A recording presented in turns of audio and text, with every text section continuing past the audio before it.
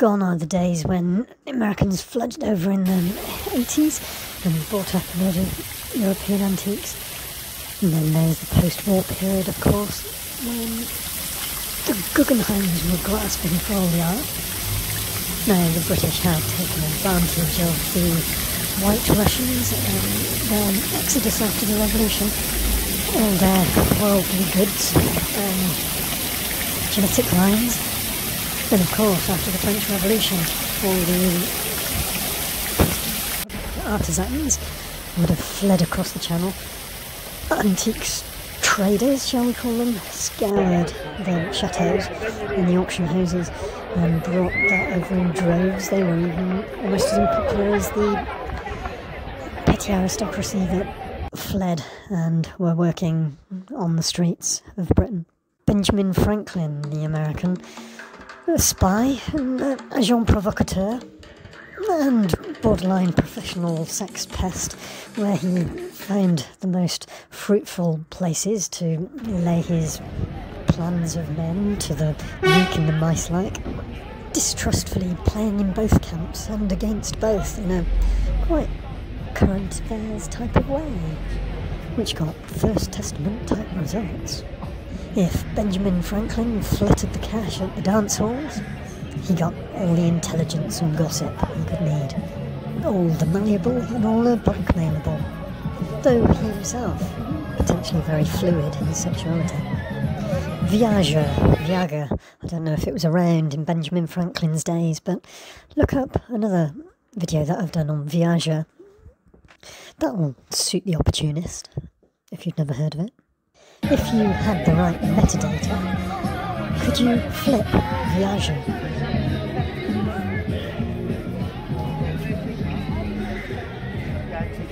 What could be more British than an antiques market?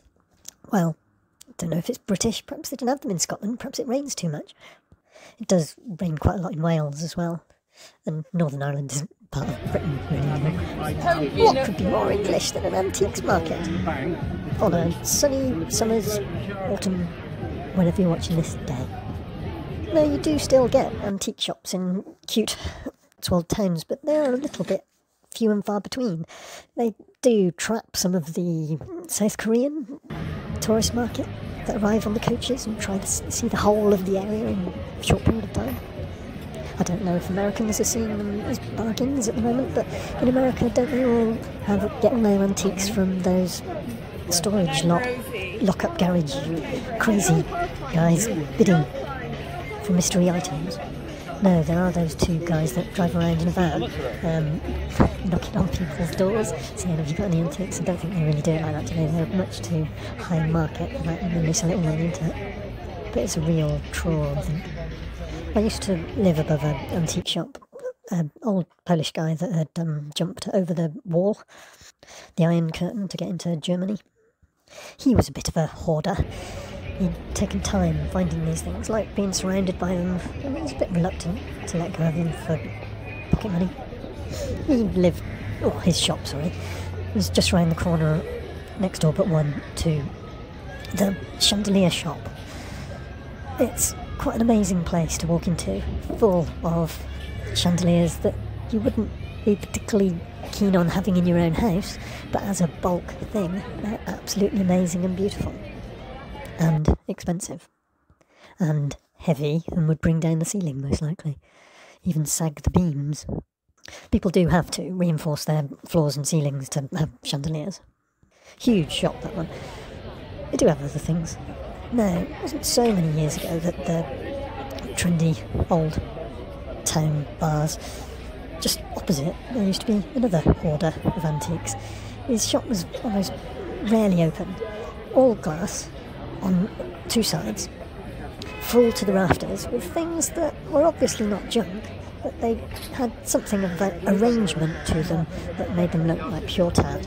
Whenever you went out for a night on the town or on the pull or whatever it was called, that antique shop, the hoarder's antique shop, would have its own draw to your attention just as much as the bright lights. Now, eventually, he died with all his stock still in the shop. It was sold off, and this man that everyone thought basically lived like a tramp, £1 million, much significant amount more than £1 million, and this was when £1 million was worth something. He wasn't so daft after all, he knew what he'd got, and he knew something when he found it. Antiques Roadshow has just started up on BBC again. I haven't noticed it for years, I don't know where recently.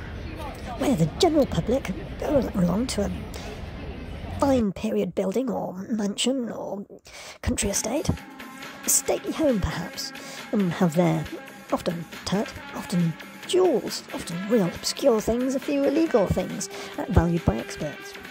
Of course, just like America has its yard sales, we have car boot sales. A car boot sale tends to be a lot of yard sales all put together, just selling out the back of your car on a little wallpapering table. And obviously there's the semi-professionals set up. Now a flea market is something slightly different. This is often a collection of people that have made their own personal trawls of charity shops, I'd say. Charity shops, many and varied contents, flea markets, specialist stores. Car boot, many and varied stalls. Charity shops get much more expensive. In France, though, I haven't really seen that much by way of antique shops either. Perhaps the rents are pushing them out. I have seen antiques markets. Of course, they're called Brocante. I'd say that the French Brocante is very overpriced compared to the English one. I suppose it also depends how long it's been in town, but I think the French tend to avoid Brocante markets. They might have a cursory glance, but they don't really look as if they've got any intention of buying, but perhaps that's like a haggling technique. They don't even look very interested. But a French Brocante market in the town square has an awful lot of tat. You wonder why they're dragging it round from town to town, the traders. Sorry, I'm using traders as a swear word there almost, aren't I? Where it's a word a bit like a god in America. Is it not? Traders are the American dream personified. Old French postcards I always like looking through. You get droves and droves of them, nicely categorised by region and town. The big old Brocante barn that used to be on the side of the tree-lined road along the Isère River, heading off to my alpine town on the B road if you're not taking the péage. I noticed it closed down the last time I drove by. They used to have a sleigh, not an antique sleigh, but it was a reproduction sleigh, but I suppose you need that in an alpine antique shop. You never know when that tourist chalet complex is going to need that focal point. Horse-drawn sleighs aren't just for Christmas and Santa and his reindeer. Is there a business to be had at making and renting out large horse-drawn sleighs for a couple of months a year? Or would it not even pay the storage? British charity shops are a fairly small affair. They are shops. You do get ones that have furniture, tend to be either one thing or the other. Much more of the one than the other. Disposing of your unwanted furniture is rare, but unwanted building materials, it's unheard of in Britain. But France, the M&S, you'll get lots of timber tiles, old windows, old doors. What would be in Britain architectural salvage? There are some even in Brick Lane in London, piled high in good hoarder style. I will show you around my little hoard of building materials sometime. But we'll stick with antiques for now. I did fairly recently work with a couple of guys that were very keen metal detectorists. I had to keep away from them. They were quite interesting. They pick some poor sites because it has to be a licensed site and they can see them coming. But it would have just been a hobby that would make me more of a hoarder.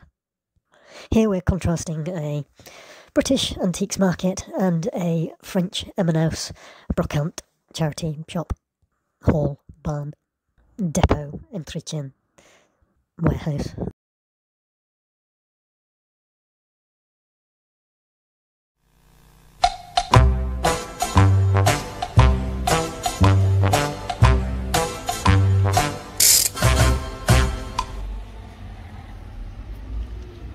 I stuttered as I spoke to the customs officer as he waved me to one side. Always it's, where have you been? In France, jumping off at Dover doesn't really work for what they mean. Chamonix this time. Usually it's Chambéry. And strangely, for the first time in like a dozen times, I wasn't checked going through British customs.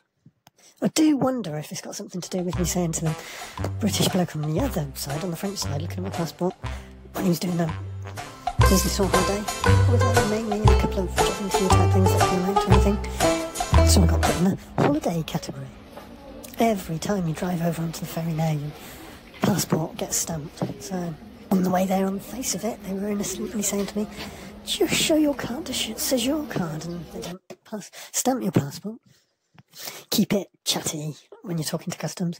My main concern is someone is sometimes going to say that, oh, you live over there. Well, that means your car insurance might not be valid in England with your British motor. And anyway, in my loading, I've managed to momentarily put my French wallet with my carte de séjour in a pocket in a bag that I then loaded a whole van's worth of things on top of. So, though I was actually taking a €120 detour into Germany to try and pick up a leisure battery, a Blue Yeti. I couldn't actually buy it because I didn't have the bank card. And they reckon they didn't know I was coming, so they couldn't release the stock.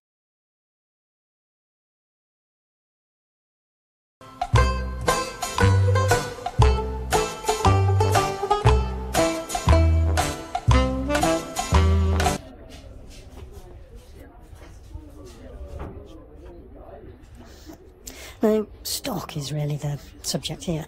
There's a second-hand shop, I suppose you'd say, vêtements, clothing, in a little setback from the main street of Chamonix. There's this second-hand shop with all the big designs, all slotted into the racks, cheap by jowl, at halfway reasonable prices at the start of the season. Later in the season, I think their stock tends to thin out and the prices go up.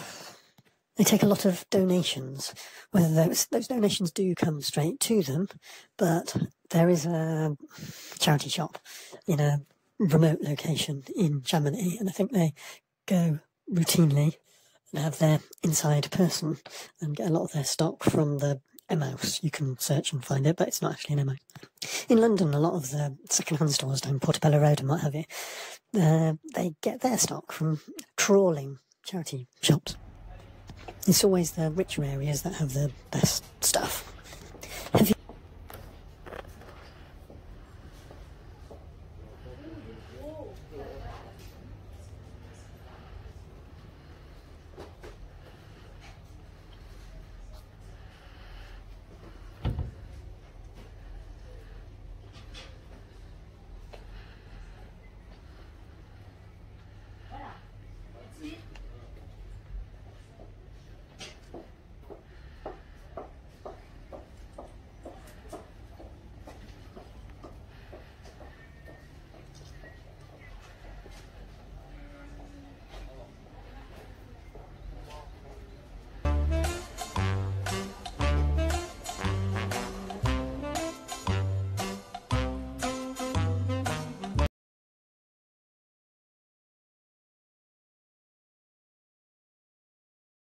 snowfall over my mountain road shortcut to work for the week. I went through Annecy on the flat road and took a detour to St Gervais and visited one of the M-House vêtements clothing shops that they have. Some Americans and Canadians. These two young women talking as if they were clearly disappointed with what they'd found from going out of their way to the place, but trying to make the most of it and concerned that the prices weren't quite what they were hoping, I think. And then I went to the big one near Frontenac in Chambéry. Now, I was going because a neighbour had told me they quite often have a stock of rustic cut wood boards, waney edged. They didn't have them that day, but they did have a lot of building products, I suppose you'd call. Loads and loads of tiling, like good quality marble tiles. An excellent selection of armoires, wardrobes, and everything under the sun when it comes to bric-a-brac. I think you have to get there quite early in the morning. There was a huge crowd, really, and quite a few British leaving as I was arriving. that crowd gets all the best stock first thing, I think. A bit like January sales, because there's an awful lot of awful clothes, all that's left later on. Emos are always...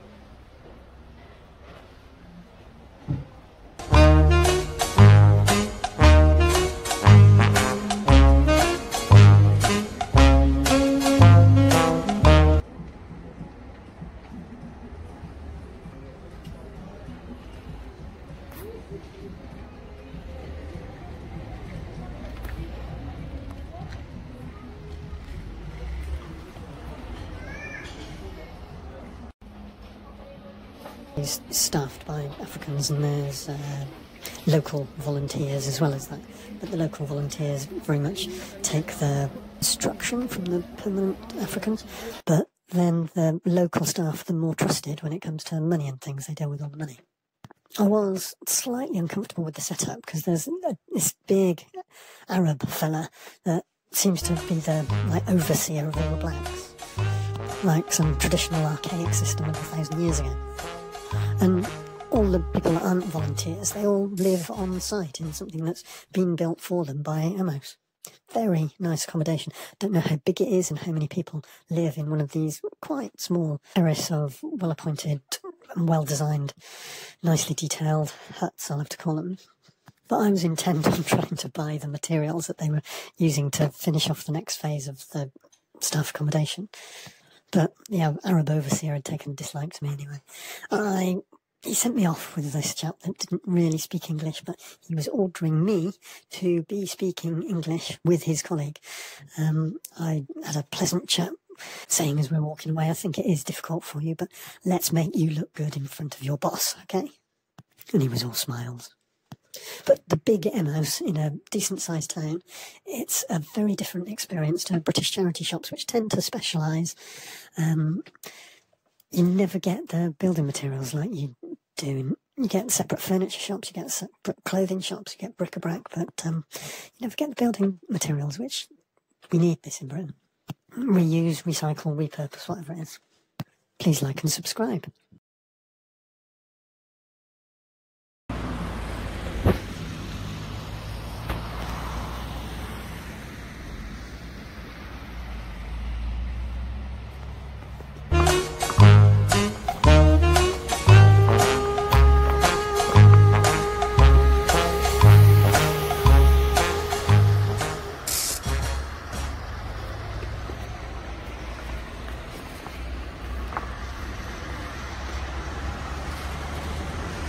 At the Geneva Emos on the roundabout, there's a receptionist, I thought.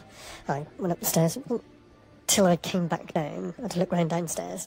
The African guy who I thought was a receptionist welcoming me, absent-mindedly greeted back without really looking. He's there talking to himself all day long, I suspect. But it's not constant. It seems to be sort of stimulated by people walking in. But it does give you a little bit of a dimension on what's being done there. Is it the journey or his stimulus to make the journey in the first place? I just go there looking for a cheap pair of jeans, and I get upset or offended when there's a old gent sort of trying it on with one of them, and the female workers seem to accept it as an opportunity. But perhaps the receptionist is an opportunity for the ladies. He was a handsome guy, and obviously, if so customer-facing, he's going to be malleable.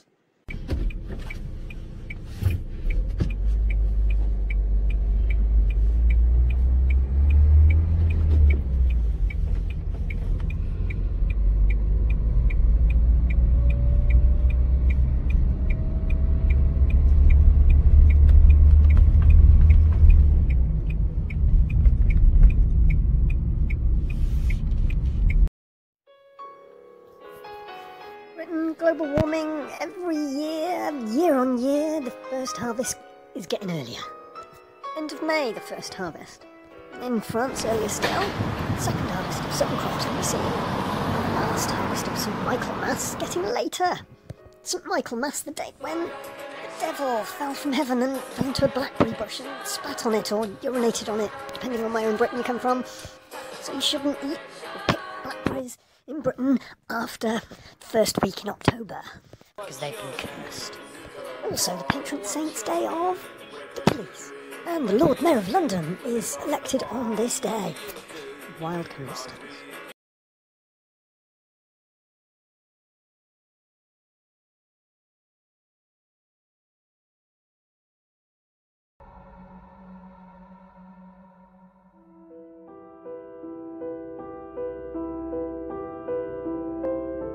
This is George.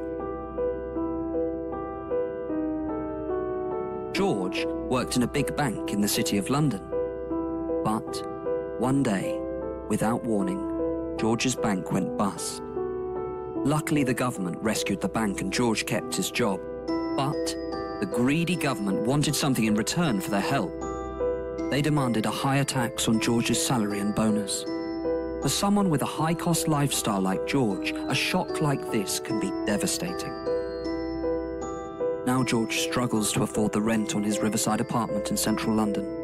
The tyres on his Aston Martin are wearing thin and are barely road legal. Unless George's situation improves, or unless someone like you helps him, then George may even be forced to walk past the next Savile Row tailors and buy his suit from Topshop or Next.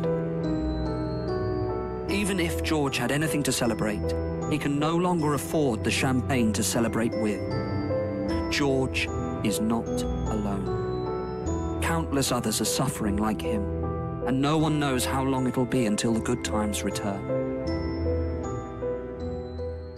But with your help, George can turn his life around. A simple monthly donation from you can bring a bit of sunshine back to George's life. Just £395 will help him celebrate minor achievements with a magnum of Cristal champagne. As little as £900 will help George buy a new set of tyres for his Aston Martin. £2,000 can help George recover his self-esteem with a suit from a prestigious Savile Row tailor. But even a small amount will help. Just £200 will buy a meal for George and his girlfriend Experience. Just £200 extra will buy the drinks. By adopting a banker, you won't just be supporting someone like George in a time of need. You'll also be supporting the trendy wine bars of the City of London, the luxury car makers of Italy, and the tailors of Savile Row. You'll be doing your patriotic duty to support Britain's greatest industry in its time of need. And when the good times return and George gets his bonus back, the taxes he pays will help fund the public services that the rest of you scroungers depend on. So please, until the good times return for George and those like him, will you give today?